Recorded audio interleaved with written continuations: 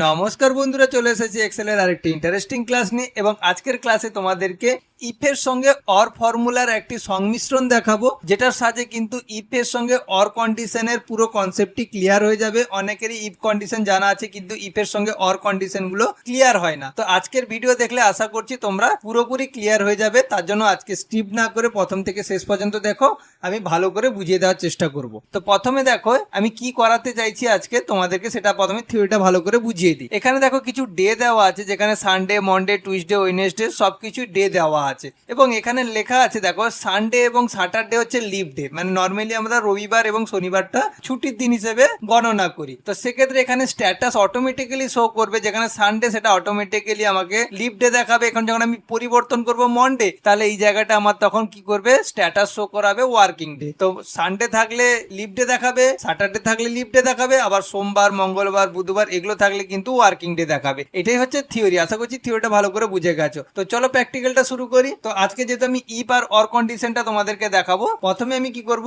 Equal দেবো। Equal দেওয়ার পরে এখানে ইফ কে কল করব, ব্র্যাকেট শুরু করলাম, ইফের সঙ্গে আরেকটা ফর্মুলা দেবো, সেটা হচ্ছে অর। এবার ইফ আর অর একসঙ্গে কিভাবে কাজ করে দেখো। এবার ব্র্যাকেট শুরু করে আমি ফর্মুলাটা লিখি, তারপর তোমাদেরকে ভালোভাবে বুঝিয়ে দিচ্ছি। এরপরে কি করব, আমি এই যে সেলটা আছে যেখানে সানডে লেখা আছে, এখানে সানডে মন্ডে যাই থাকুক, জাস্ট এই সেলটাকে সিলেক্ট করে নেব এবং ইকুয়াল দেবো। এই সেলটা যদি সানডের সমান হয় তাহলে ডবল কোটেশনের ভিতরে সানডে লিখে দিলাম, সান লিখে দিলাম। এখানে সান যেহেতু লেখা আছে সান লিখে দিলাম। তার মানে কি, এই সেলটা যদি সামের সমান হয় এবং আবার কমা দিয়ে আবার এই সেলটাকে দিলাম, কারণ এখানে আমি সানডে নয় স্যাটারডেকেও লিভ ডে হিসেবে দেখাতে চাইছি। তাহলে এটা ইকুয়াল টু যদি স্যাটারডে হয়, মানে এখানে সানডের পরিবর্তে যদি স্যাটারডে আছে, তাও তো আমাকে লিভ ডে দেখাবে। তাহলে ডবল কোটেশনের ভেতরে স্যাটারডে অর্থাৎ এস এ টি শর্টে লিখে দিলাম। ওকে, ব্র্যাকেট শেষ করলাম। তাহলে কি হয়, অর কি করে, যে কোনো একটা কন্ডিশন ম্যাচ করলেই ট্রু ভ্যালু দেখাবে। ইফের কাজ হচ্ছে কন্ডিশন দেওয়া, কন্ডিশনের পরে কন্ডিশন ট্রু হলে আমাকে ট্রু ভ্যালু দেখায়। আর অর কি করে, যে কোনো একটা কন্ডিশন ট্রু হলেই ট্রু ভ্যালু দেখায়। এইটাই হচ্ছে পার্থক্য।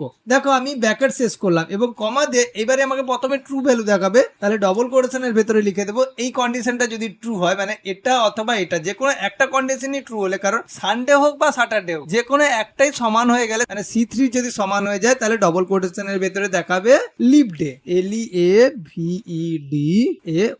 ওকে, লিভ ডে স্পেলিং ঠিক আছে, LEAVEDAY, ঠিক আছে। ডবল কোটেশন শেষ করলাম এবং কমা দিয়ে যখন ফলস দেখাবে, মানে এই যে সেলটার ভেতরে যদি সানডে বা স্যাটারডে না থাকে, তাহলে সেটা ফল কন্ডিশন। তাহলে ফলস কন্ডিশনে কি দেখাবে, বাদ বাকি উইকেন্ড ডে গুলো, যেমন এখানে দিয়ে দিলাম ওয়ার্কিং ডে, বাদ বাকি সবগুলোই তো সানডে বা স্যাটারডে বাদে সবগুলোই ওয়ার্কিং ডে, তাহলে ফলস হিসেবে ওয়ার্কিং ডে দেখিয়ে দিলাম, ওয়ার্কিং ডে।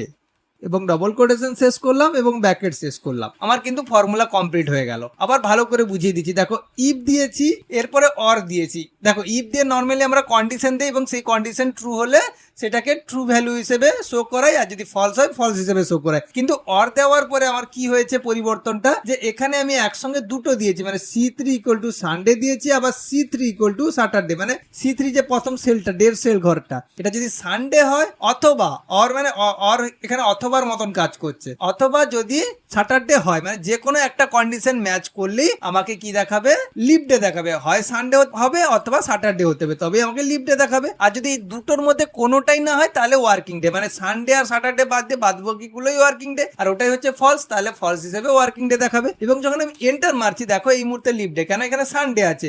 যখন আমি ড্র্যাগ করে টানছি, দেখো এখানে মন্ডে আছে বলে ওয়ার্কিং ডে। সেম ভাবে আমি যখন ড্র্যাগ করে সবগুলোতে টেনে দিচ্ছি, যেখানে যেখানে দেখো সানডে আর স্যাটারডে আছে, দেখো এখানে সানডে আর স্যাটারডে আছে, এই দুটো লিভ ডে দেখাচ্ছে। এখানে স্যাটারডে আছে, লিভ ডে দেখাচ্ছে। আবার এখানে সানডে আছে, এখানেও লিভ ডে দেখাচ্ছে। তার মানে জিনিসটা ক্লিয়ার হয়ে গেল। আশা করছি তোমরা ইফ আর অরের পুরো ব্যাপারটা ক্লিয়ার হয়ে গেছে। যদি না ক্লিয়ার, আরেকবার বলে দিচ্ছি। দেখো এখানে ইফ কি করে কন্ডিশন ম্যাচ করায়, তো এখানে অর দেওয়ার পরে কি হচ্ছে, আমাকে দুটো কন্ডিশন দিয়েছে এবং দুটোর মধ্যে যে কোনো একটা কন্ডিশন ট্রু হলেই লিভ করে দেয়, যেটা ইফ আর অরের মধ্যে সব থেকে বড় পার্থক্য। ইফ কি করে একটা কন্ডিশনকে ম্যাচ করায়, অর দেওয়ার জন্য আমি কি করে দুটো কন্ডিশন দিয়ে দিলাম এবং দুটোর মধ্যে যে কোনো একটাই ম্যাচ করে গেলেই আমাকে লিভ দেখাবে, যেটা শুধুমাত্র ইপে হতো না। তো আশা করছি এবার অরটা ক্লিয়ারলি বুঝে গেছো। এবং কন্ডিশন যখনই ট্রু হচ্ছে লিভ ডে দেখাচ্ছে, আর যখন ফলস হচ্ছে ওয়ার্কিং ডে দেখাচ্ছে। আশা করছি এবার ক্লিয়ার হয়ে গেছে। তো আশা করছি আজকের ক্লাস থেকে তোমরা ইফ আর অরের পুরো কনসেপ্টটা ক্লিয়ার করতে পেরেছো। যদি ভালো লেগে থাকে এবং নতুন কিছু শিখতে পেরেছো, তাহলে অবশ্যই চ্যানেলটিকে সাবস্ক্রাইব করো। এবং যারা সাবস্ক্রাইব করে রেখেছো, অসংখ্য ধন্যবাদ। সাপোর্ট করো, অসংখ্য ধন্যবাদ। বাই।